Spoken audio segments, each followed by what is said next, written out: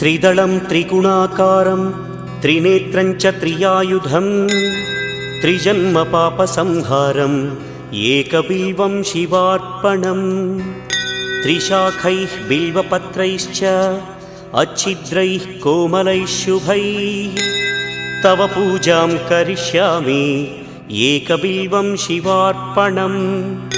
कोटिकन्या महादानं तिलपर्वतकोटयः काञ्चनं शैलदानेन एकबिल्वं शिवार्पणम् काशीक्षेत्रनिवासं च कालभैरवदर्शनं प्रयागे माधवं दृष्ट्वा एकबिल्वं शिवार्पणम् इन्दुवारे व्रतं स्थित्वा निराहारो महेश्वर नक्तं हौष्यामि देवेश